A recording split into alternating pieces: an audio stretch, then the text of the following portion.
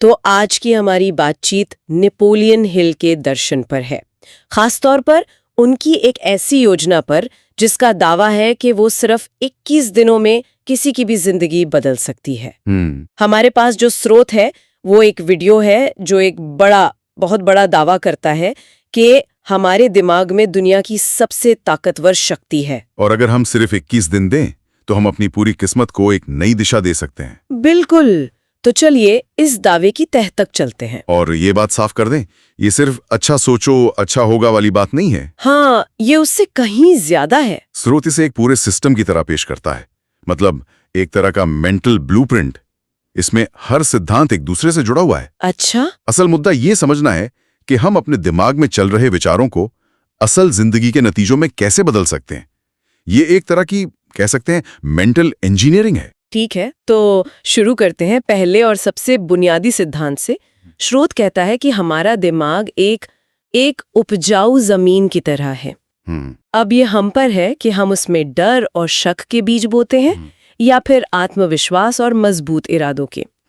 स्रोत में ना थॉमस एडिसन का एक बहुत अच्छा उदाहरण दिया गया है। हाँ, लाइट बल्ब वाला। हाँ। लाइट बल्ब बनाने में वो करीब सोचिए 10,000 बार फेल हुए, लेकिन उनके दिमाग में सिर्फ एक ही सोच घूम रही थी, मैं एक ऐसा बल्ब बनाऊंगा जो जलेगा। एग्जैक्टली। वो फेलियर को फेलियर की तरह देख ही नहीं रहे थे। और यहीं से सारा खेल शुरू होता है। इसे हम सेल्फ टॉक या आत्मसंवाद कह सकते हैं। मतलब वो बातें जो हम दिन भर मन ही मन खुद से करते रहते हैं, जो लगातार चलती रहती हैं दिमाग में। हाँ, श्रुत साफ कहता है कि जब हम लगातार खुद से कहते हैं मैं ये नहीं कर सकता या मेरी किस्मत ही खराब है, तो हमारा सबकॉन्शियस माइंड वो इसे एक कमांड की तरह ले लेता है और सच मान लेता है। तो पहला कदम है अपने विचारों पर एक पहरेदार बिठाना। बिल्कुल।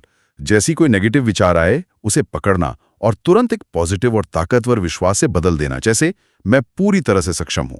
लेकिन यहाँ एक सवाल उठता है, क्या सिर्फ ये सोचने से कि मैं सक्षम हूं कोई सच में सक्षम बन जाता है? ये थोड़ा सतही नहीं रखता। स्रोत इस पर क्या कहता है कि ये काम कैसे करता है? बहुत अच्छा सवाल है। और देखिए, ये सिर्फ सोचने के बारे में नहीं है, ये उस विश्वास को अंदर उतारने के बारे में है। अच्छा। हमारा सबकॉन्शियस मन यानी अवचेतन मन वो तर्क नहीं करता, वो सही गलत का फैसला नहीं करता। वो बस उस जानकारी को सच मान लेता है जो उसे बार बार दी जाती है। जैसे जब हम गाड़ी चलाना सीखते हैं, शुरू में हर चीज पर ध्यान देना पड़ता है, क्लच, गियर, ब्रेक। हाँ, बहुत ज्यादा सोचना पड़ता है। मन में बैठ चुकी है। विचारों के साथ भी ठीक यही होता है। अच्छा, तो ये दिमाग को रीप्रोग्राम करने जैसा है। मतलब हम सालों से जो नेगेटिव बातें खुद से कहते आए हैं उन्हें बदलकर नई पॉजिटिव कमांड्स दे रहे हैं। बिल्कुल। और यहीं पर शायद वो 21 दिन वाली बात आती है ना। एग्जैक्टली। विचारों पर काबू पाना तो पहला कदम है, लेकिन उन विचारों को एक्शन में लाना, उन्हें आदतों में ढालना, वो असली चुनौती है। और यहीं पर 21 दिन का नियम सामने आता है। हाँ, और ये 21 दिन का नियम तो काफी लोकप्रिय है, लेकिन मैंने तो ये भी सुना है कि ये एक तरह का मिथक है, कि ये संख्या मनगढ़ंत है और असल में आदत बनाने में कहीं ज्यादा समय लग सकता है। हाँ, और ये जानना जरूरी है। स्रोत इसका ओरिजिन बताता है। वो 1960 के दशक के एक प्लास्टिक सर्जन डॉक्टर मैक्सवेल माल्ट्स का जिक्र करता है। ओके। उन्होंने एक पैटर्न देखा कि जब वो किसी के चेहरे की सर्जरी करते थे तो मरीजों को अपने नए चेहरे की आदत डालने में, उसे मानसिक रूप से अपनाने में औसतन 21 दिन लगते थे। अच्छा, तो ये वहां से आया है। हाँ, और यहीं से उन्होंने साइको साइबरनेटिक्स का सिद्धांत दिया। साइको साइबरनेटिक्स, ये तो काफी भारी शब्द लग रहा है। इसका मतलब क्या है? इसका मूल विचार बड़ा दिलचस्प है। ये हमारे दिमाग की तुलना एक मिसाइल के गाइडेंस सिस्टम से करता है। मिसाइल के गाइडेंस सिस्टम से? हाँ, जैसे एक मिसाइल अपने टारगेट पर लॉक हो जाती है और हवा या दूसरी रुकावटों के बावजूद अपना रास्ता सुधार कर टारगेट तक पहुंची जाती है, ठीक वैसे ही जब हमारा सबकॉन्शियस मन किसी लक्ष्य पर सेट हो जाता है तो वो भी हमें लगातार उसी दिशा में धकेलता रहता है, चाहे कितनी भी मुश्किलें आए। हाँ, तो 21 दिन वो न्यूनतम समय है जिसमें हमारा दिमाग एक नया न्यूरो पाथवे बनाना शुरू कर देता है। मतलब दिमाग में एक नया रास्ता बनाना। स्रोत इसे घास के मैदान के उदाहरण से समझाता है ना? हाँ, बिल्कुल। सोचिए कि आप रोज घास के एक मैदान से गुजरते हैं। पहले दिन कोई रास्ता नहीं होगा, लेकिन जब आप 21 दिन तक लगातार उसी जगह से गुजरेंगे तो वहां एक पगडंडी बन जाएगी। हाँ, एक कच्चा सा रास्ता दिखने लगता है, कुछ महीनों बाद वो एक कच्चा रास्ता और फिर एक पक्की सड़क बन जाएगी। फिर उस रास्ते पर चलना इतना आसान और स्वाभाविक हो जाएगा कि सोचना भी नहीं पड़ेगा। आदतें भी ठीक ऐसे ही बनती हैं। और ये सिर्फ कोई काम करने के बारे में नहीं है, ये अपनी पहचान बदलने के बारे में है। हाँ, मैं वो इंसान हूँ जो रोज सुबह 5 बजे उठता है। ठीक है, तो ये प्रैक्टिकली कैसे किया जाए? मान लीजिए कोई अपनी देर से उठने की आदत बदलना चाहता है। स्रोत क्या सलाह देता है? स्रोत की सलाह बहुत सीधी है, एक बार में सिर्फ एक आदत चुने। बस एक? हाँ। और फिर बिना किसी बहाने के, चाहे कुछ भी हो जाए, उसे 21 दिन तक करे। पहले 3-4 दिन सबसे मुश्किल होंगे, आपका शरीर और मन दोनों विद्रोह करेंगे। बिल्कुल करते हैं। लेकिन अगर आप टिके रहे तो 7वें दिन तक आपको एक छोटी जीत का एहसास होगा, और 21वें दिन तक वो अलार्म बजने से पहले ही आपकी नींद खुलने लगेगी। वो आपकी पहचान का हिस्सा बन जाएगा। अच्छा। साथ ही स्रोत ये भी कहता है कि किसी बुरी आदत को सिर्फ छोड़ने की कोशिश मत करो, उसे किसी अच्छी आदत से बदलो। तो अब हमारे पास अपने विचारों पर काबू है और उन विचारों को आदत में बदलने का एक तरीका भी है। लेकिन इन आदतों और विचारों को ले कहाँ जाना है? मतलब इनकी दिशा क्या होगी? यहीं पर शायद लक्ष्य की बात आती है। बिल्कुल, बिना मंजिल के अच्छी आदतें भी आपको कहीं नहीं ले जाएंगी। आप बस एक जगह पर गोल गोल घूमते रहेंगे। स्रोत एक सीधा सवाल पूछता है, आप जिंदगी में असल में चाहते क्या हैं?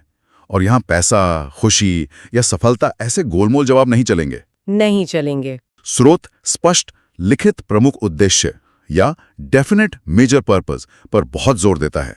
इसके बिना हम उस नाव की तरह हैं जिसमें पतवार तो है, लेकिन चलाने वाले को पता नहीं कि जाना कहाँ है। लेकिन लिखने में ऐसा क्या खास है? हम मन में भी तो सोच सकते हैं कि हमें क्या चाहिए। लिखने से क्या फर्क पड़ता है? देखिए, ये सिर्फ एक टू डू लिस्ट बनाने जैसा नहीं है। स्रोत का असली तर्क ये है कि लिखने की जो क्रिया है ना, वो खुद में एक वादा है। अच्छा। जब हम कोई लक्ष्य कागज पर उतारते हैं तो वो हमारे दिमाग में एक धुंधली सी इच्छा से एक ठोस भौतिक चीज में बदल जाता है, जिसे नजरअंदाज नहीं किया जा सकता। और जब हम उसे रोज पढ़ते हैं तो ये हमारे सबकॉन्शियस मन में गहराई तक उतर जाता है। तो ये दिमाग के फिल्टर को बदलने जैसा है। एकदम सही। हमारे दिमाग में एक हिस्सा होता है जिसे रेटिकुलर एक्टिवेटिंग सिस्टम या RAS कहते हैं। RAS? हाँ, इसका काम एक गेटकीपर की तरह है। ये तय करता है कि करोड़ों जानकारियों में से कौन सी जानकारी हम तक पहुंचेगी। अच्छा। जब आप अपना लक्ष्य लिख लेते हैं और उसे रोज पढ़ते हैं तो आप अपने RAS को बता रहे होते हैं कि ये मेरे लिए जरूरी है। फिर आपका दिमाग उन मौकों, लोगों और जानकारियों को नोटिस करना शुरू कर देता है जिन्हें वो पहले पूरी तरह नजरअंदाज कर रहा था। अरे हाँ, ये तो होता है। जैसे जब कोई नई कार खरीदने का सोचता है तो अचानक सड़कों पर वही कार हर जगह दिखने लगती है। बिल्कुल, कारें तो पहले भी थी, पर अब आपका दिमाग उन पर ध्यान दे रहा है। वाह, ये तो कमाल का है। तो लक्ष्य को लिखना सिर्फ एक मोटिवेशनल ट्रिक नहीं है, ये असल में हमारे दिमाग के काम करने के तरीके को बदल देता है। ठीक है, तो लक्ष्य तय हो गया, लेकिन सिर्फ लक्ष्य तय करने से तो कुछ नहीं होगा, उसे हासिल करने के लिए हुनर भी तो चाहिए। इसके बारे में स्रोत क्या कहता है? और यहीं पर अगला सिद्धांत आता है जो आज के गूगल और विकिपीडिया के जमाने में शायद सबसे ज्यादा जरूरी है। स्रोत सामान्य ज्ञान और विशिष्ट ज्ञान के बीच एक बड़ा फर्क बताता है। सामान्य ज्ञान यानी थोड़ी बहुत जानकारी हर चीज के बारे में, वो आपको एक दिलचस्प इंसान तो बना सकती है। हाँ, लेकिन असाधारण रूप से सफल नहीं। उसके लिए विशिष्ट ज्ञान यानी स्पेशलाइज्ड नॉलेज की जरूरत होती है।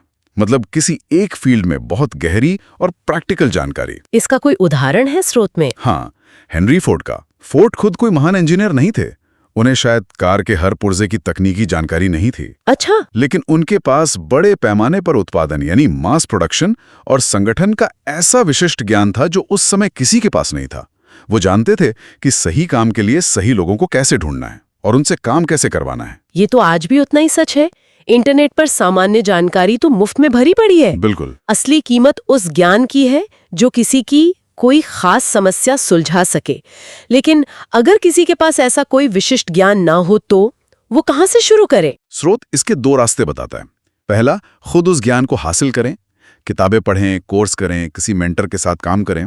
इसमें समय और मेहनत लगेगी, लेकिन यह आपका अपना होगा। और दूसरा रास्ता, उन लोगों का एक समूह बनाएं जिनके पास वो ज्ञान है, जिसे मास्टरमाइंड कहते हैं। हेनरी फोर्ड ने यही किया। उन्होंने अपने से ज्यादा होशियार इंजीनियरों और मैनेजरों की एक टीम बनाई। लेकिन यहां भी एक पेंच है। आपको कम से कम इतना ज्ञान तो होना ही चाहिए कि आप ये पहचान सकें कि कौन एक्सपर्ट है और कौन नहीं। हाँ, ये तो सही बात है। इसलिए सीखना तो हर हाल में जरूरी है। ठीक है, तो अब हमारे पास एक नियंत्रित मन है, उसे लागू करने के लिए आदतें हैं, उन आदतों को दिशा देने के लिए एक साफ लक्ष्य है, और उस लक्ष्य तक पहुंचने के लिए विशिष्ट ज्ञान हासिल करने का रास्ता भी है। लेकिन अक्सर ऐसा होता है कि सब कुछ पता होने के बावजूद हम काम शुरू नहीं कर पाते। एक तरह की हिचकिचाहट होती है।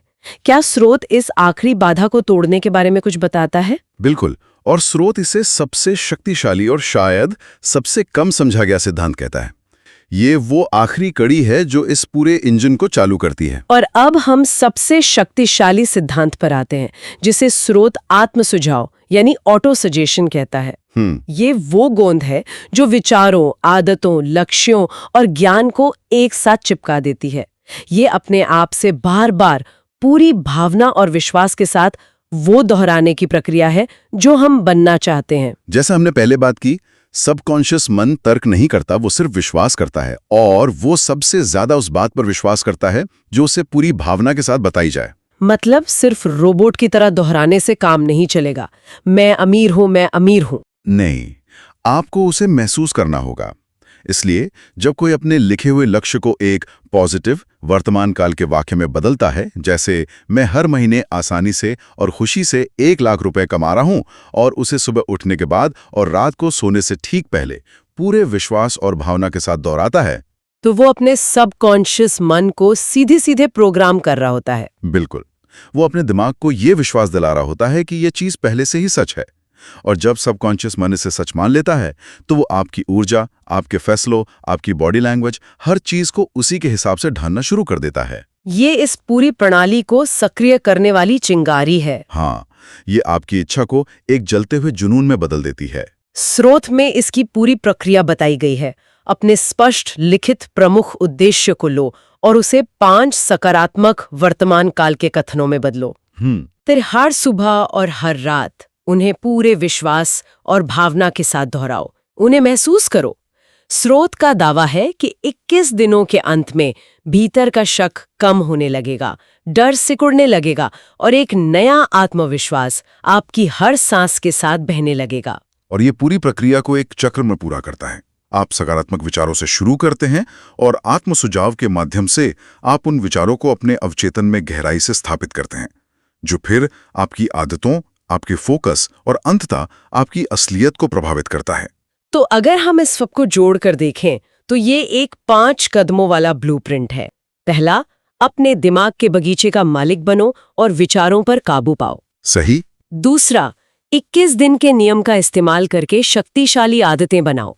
तीसरा, उन आदतों को एक स्पष्ट लिखे हुए लक्ष्य के साथ एक दिशा दो। चौथा, उस लक्ष्य को पाने के लिए विशिष्ट ज्ञान से खुद को ताकतवर बनाओ। और पांचवा, आत्म सुझाव की आग से इस पूरे इंजन को चालू कर दो। स्रोत एक कॉल टू एक्शन के साथ खत्म होता है, लेकिन ये हमें एक ज्यादा गहरे सवाल के साथ भी छोड़ जाता है। अगर हमारा मन सच में एक उपजाऊ बगीचे की तरह है और हम उसमें कुछ भी उगा सकते हैं, तो वो कौन सा एक बीज है, सिर्फ एक विचार या एक आदत, जिसे अगर आज बोया जाए और अगले 21 दिनों तक पूरी लगन से सींचा जाए, तो वो किसी की भी जिंदगी पर सबसे बड़ा और सबसे सकारात्मक असर डाल सकता है।